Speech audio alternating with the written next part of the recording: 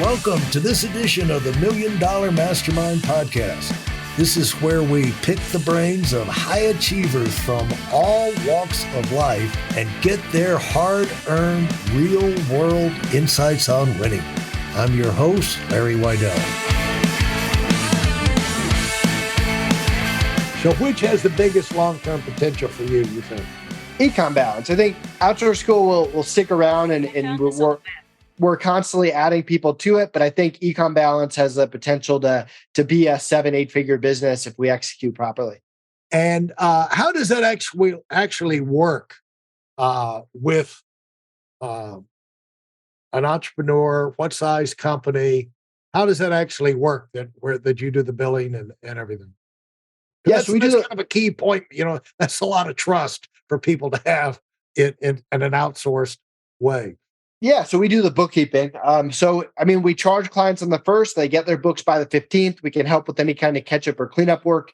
We custom price every client. You can go on the site, create an account, go through our pricing process, and we get you a quote within a day. And it's all about taking bookkeeping off your plate. As an entrepreneur, you should never be doing your own bookkeeping. It's not a good use of your time. Usually it has to get redone anyway. But you do need to review your financial reports every month. You should have a finance meeting on your calendar. If you go to EcomBalance.com/agenda, you can get our finance meeting that we've gone through every month for the past 6 years. And that's how you make good decisions. The reason we're able to scale free up is making good decisions every month based on what the numbers are telling us. And the reason we're able to sell free up is because we had 4 years worth of clean books that passed due diligence and had accurate numbers, and we knew our numbers very well. So it's all about helping people make good decisions based on the numbers each month, and that can also lead to less stress during taxes, funding, investments, or also selling your business. Well, I've said for a long time, it's like there's one thing, the one thing an entrepreneur despises more than anything, and that is doing the books. But if the choice you got to come to is either you've got to do the books or you got to work for somebody who will. You got to keep up with things, or you're going to have to go to work for somebody who'll keep up with things. And you seem like you have come up with a solution that kind of plugs the gap there, where an entrepreneur can run things, keep an eye on it, but not get bogged down into the minutia. Would you say that's a good? Yeah, absolutely. I mean, it's the two unsexy parts of businesses, or three: the hiring, the building processes, and the bookkeeping. Most of that stuff that people don't like doing, but it's the core of any business. And if you want to succeed, you have to be doing all three really well. Now, when you go in with, how did you launch your course? How do you launch a course? Yeah, good question. We've got courses. The key is to sell it before you build it. So we created a waiting list. We marketed it. We sold people at a discount, and only if we got sales would we then spend the time to actually make the course. So that's how we went about it. And so you marketed it online or through your email list or your website? Where did you take ads out on YouTube or? Yeah, Facebook, social media ads. We did a lot of content. We have a lot of partners in the space and affiliates that we asked them to promote it, relationships that we had built over time, email blasts, stuff like that. So it's kind of all channels. Did you find that your advertising budget got up to a sizable amount before the sales started to kick in, or was it all kind of an organic thing right from the beginning? Yeah, I mean, everything's trial and error and tweaks, and you kind of make adjustments over time. To be honest, we're more on the organic side than paid. We're just have a very good organic marketing strategy. So it's a combination of everything. And when you launch a new business, you never really know what's going to work, but what's not. And whatever does work, you double down on, and whatever doesn't work, you kind of tweak and try something else. So that's kind of how we approach it. Well, when we're moving forward, we're focusing on the positives and we're dealing with the negatives. And it's easy to bury those things, but some of those negative experiences are the most formative, and, there's a coach, one of the football, Woody Hayes, coach at Ohio State, said there's nothing that uh, causes you to your focus to return, like getting your jaw knocked off, getting your head knocked off, go out there and just get beat by 20 or 30 points. All of a sudden, the team is really focused. And I really think, I'll tell you this, I really think the reason this past weekend Georgia beat this stuffing out of LSU is the fact that Georgia Tech, who is my team, and we have a reunion on Saturday after Thanksgiving, and Georgia Tech and Georgia always play. And so this is in South Georgia, so everybody's a Georgia fan except for me. But when Georgia Tech came at the end of the game and scored that last touchdown, I looked around, I said, LSU is really in trouble next week because that gave Kirby Smart, the coach, a reason to jump down their throat because, letting Georgia Tech off the hook and score a face-saving touchdown there towards the end of the game, that was just totally unnecessary from Georgia's standpoint. But it was great for him because it allowed the team not to stay arrogant all week going into the game with LSU. And so a lot of the times we go through things, Nathan, and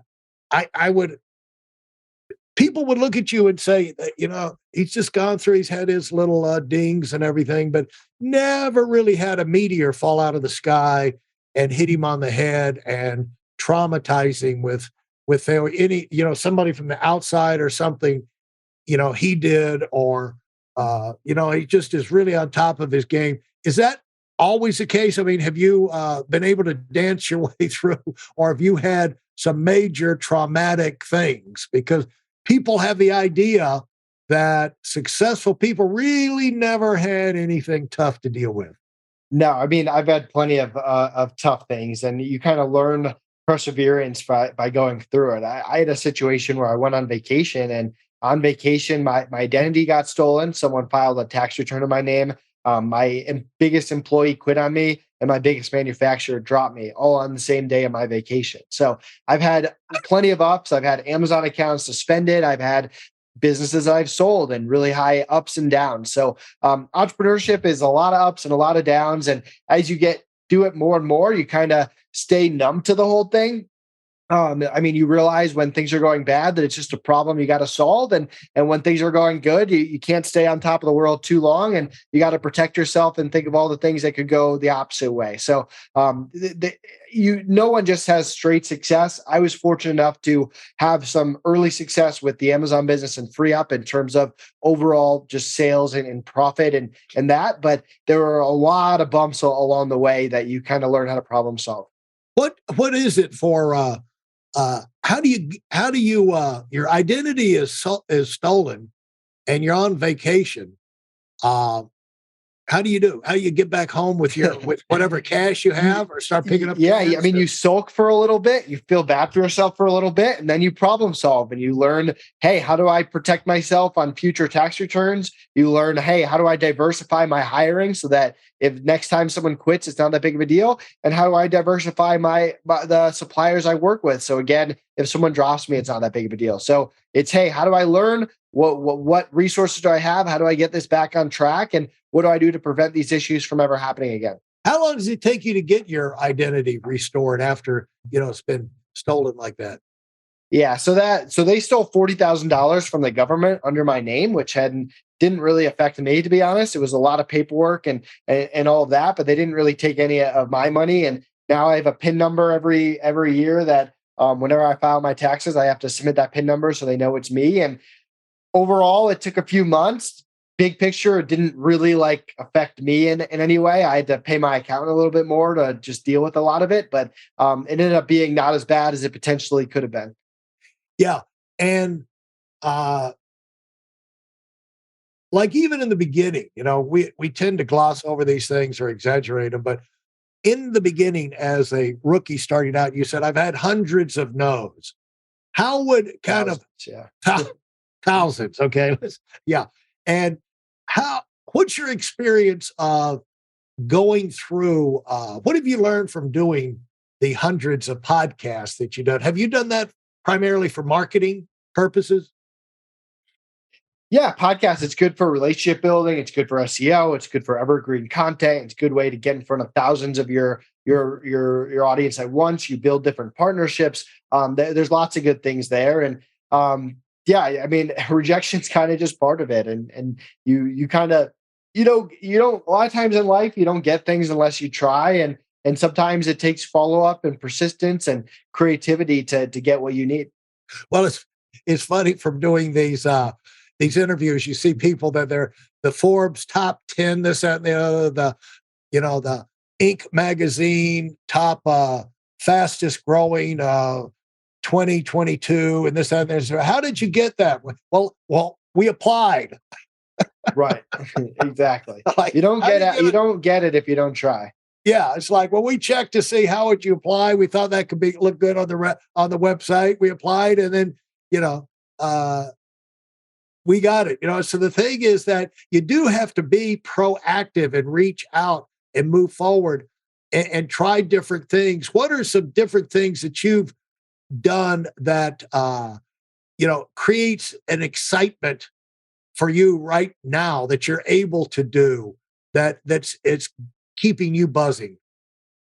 Yeah, I mean, being foster parents is kind of cool. I mean, you take a lot of stuff for granted growing up, having loving and supporting parents, food on the table, a house to live in, a school to go to, and I mean those are bare minimums to a lot of people. But you meet teenagers that didn't have that experience for whatever reason, and be able to help them and teach them problem solving and life skills and things that you kind of had the privilege to learn. So for me, that's kind of cool. I'm kind of at the point of my life where I don't work on anything business wise unless it excites me. So I'm really excited about Outsource School and EcomBalance, and it's fun, and we're helping people. But yeah, I mean, life's just great. I can do whatever I want, whenever I want, work with people I want to. My family all lives in Colorado now, just enjoying the Colorado lifestyle. And I apologize, I have to hop off here in a few minutes, but Sure. yeah, I mean, it hard work kind of paid off, and I'm trying to pay it forward however I can.